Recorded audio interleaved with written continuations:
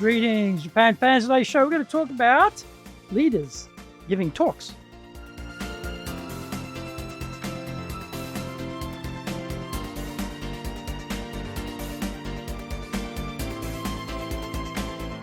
Baishu, arigatou gozaimasu. And welcome back to the 11th year of the Leadership Japan series. I'm your host in Tokyo, Dr. Greg Story, Dale Carnegie Tokyo franchise owner, president of Dale Carnegie Tokyo Training, and the 3-time best-selling author of Japan Sales Mastery, which is Zaegyo in Japanese, Japan Business Mastery, and Japan Presentations Mastery, or in Japanese, Anata mo Prezen no Tachiden. My other books include Stop Wasting Money on Training, which in Japanese is Training de Okane o Muda ni suru no wa yamimashou. And my just released new book is Japan Leadership Mastery, and all are available on Amazon. This podcast brings insights, examples, and experience about leading in Japan. Trust me, it is different here. Don't forget to subscribe and share this podcast with your family, friends, and colleagues. We're not being sponsored by Libsyn, but we value your privacy, which is why we have our podcast hosted by Libsyn. Unlike many other hosting organizations, Libsyn have a strict policy that does not allow access to your private information by anyone. Here is our daily podcast lineup on Apple Podcasts. Mondays, the Cutting Edge Japan Business Show podcast. Tuesday, the Presentation Japan series. Every second Tuesday, the Business Tachijin no Oshie Show. Wednesdays, the Sales Japan series. Thursdays, the Leadership Japan series. And every second Thursday, the Business Pro Podcaster Show. Fridays, the Japan Business Mastery Show podcast. Saturdays, Japan's top business interviews. Before we get going, today's handy Japanese phrase is mottainai yo, mottainai yo, mottainai yo. Man, that is a waste. That is like too bad. That's a waste. Mottainai, that's like, oh man, what a waste. Mottainai yo, mottainai yo, mottainai yo. Very handy Japanese phrase. When something is not being developed as much as it could, or there's an opportunity gone missing, or overusing, or so, not using something properly, you can just say, mottainai yo, mottainai yo, mottainai yo. Now this is episode number 577, and today we are talking about 7 points for leaders when giving talks.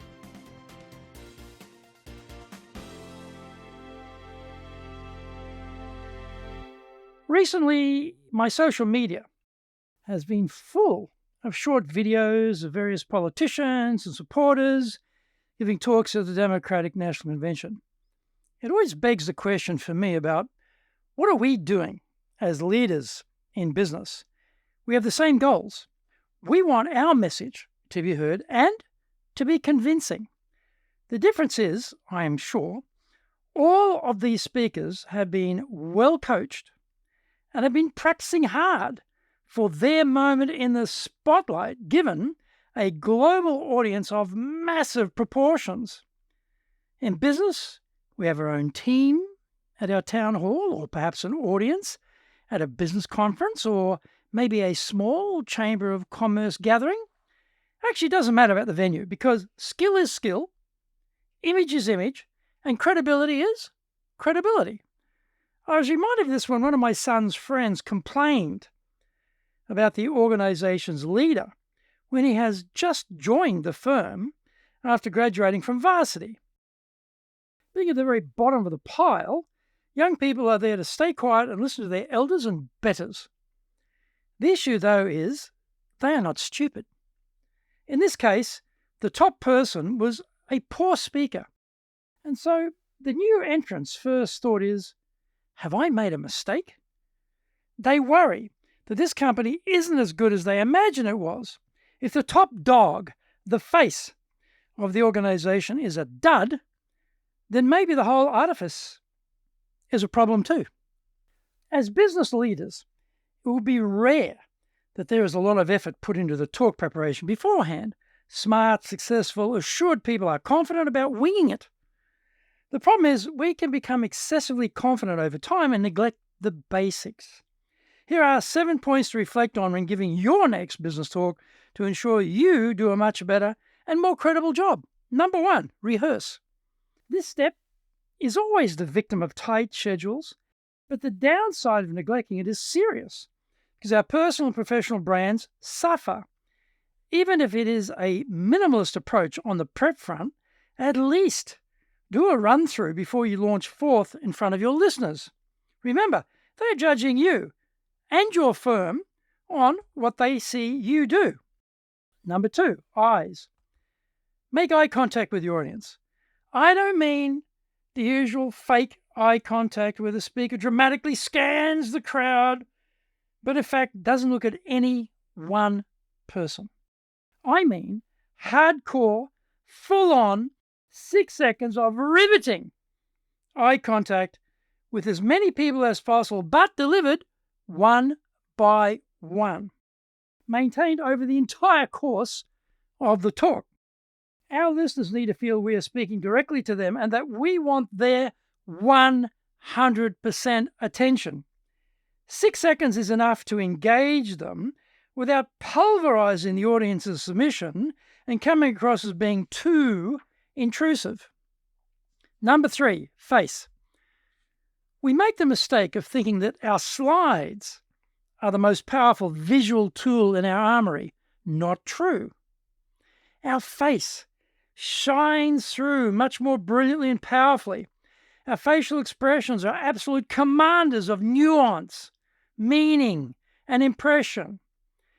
Many business leaders remind me of no masks, which are frozen in carved wood with only a single countenance. Don't be like that. We need to use our face to amplify the emotions, belief, sincerity, empathy, care, humanity behind our message. Find out more when we come back from the break. Today's show is brought to you by our public courses, but we also do custom in-house programs. We do them in Japanese and we do them in English, do them in our super safe classroom. We do them live online. The show today is being brought to you by, on the 3rd of October, our Dale Carnegie course, 3-day version. On the 14th and 15th of October, we'll have our High Impact Presentations course. Our website is www.dale-carnegie.co.jp. So that's www.dale-carnegie.co.jp. You can email me at greg.story@dalecarnegie.com. So that's greg.story, S-T-O-R-Y, at dalecarnegie.com. If you like learning by watching videos, then we have over 2,300 there for you at Tokyo, Japan, Dale Carnegie TV on YouTube. We release 3 shows every week on YouTube. The Cutting Edge Japan Business Show, that's the premier business show in Japan, every Monday, Tokyo time. Fridays, we have the Japan Business Mastery Show, and on Saturdays, we release Japan's top business interviews, where I interview leaders from SMEs right up to the corporate captains of industry on one topic, leading in Japan. Now, every second Thursday, we release the Business Pro Television. Don't forget to grab my business best-selling books on Japan on Amazon. Japan Sales Mastery, which is Saegyo in Japanese, Japan Business Mastery, and Japan Presentations Mastery, or in Japanese, Anata mo Presen no Tachijin. My other books include Stop Wasting Money on Training, which in Japanese is Training de Okane o Muda ni suru wa yamemashou, and my just released new book is Japan Leadership Mastery, and all are available on Amazon.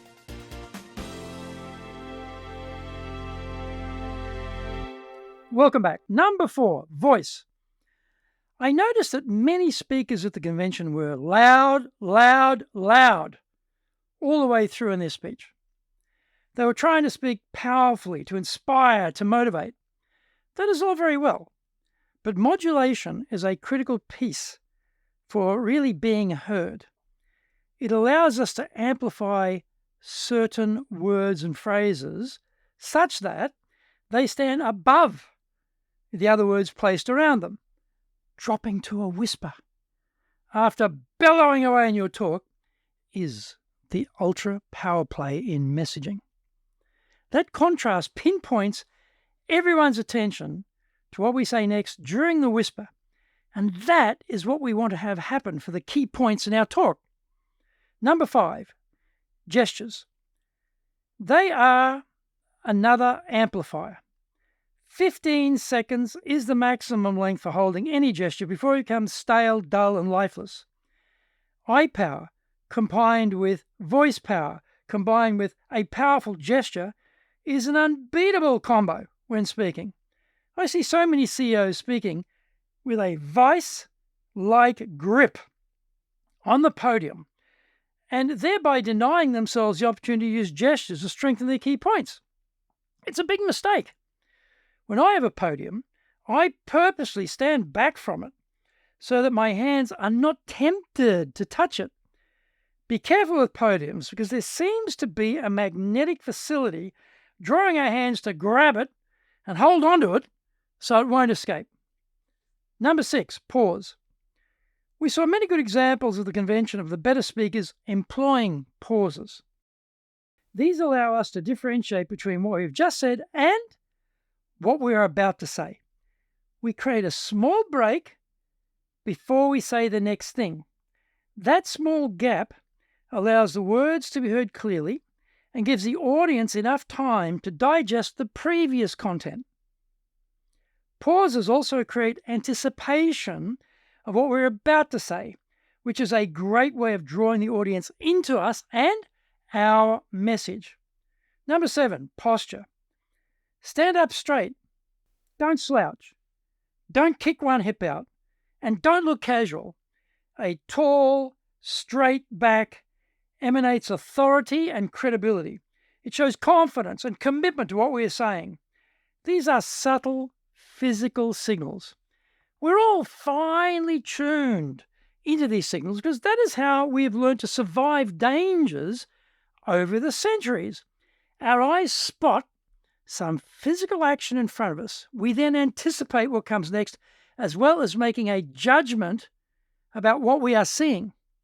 Slouching signals unprofessional, casual, not serious, lazy.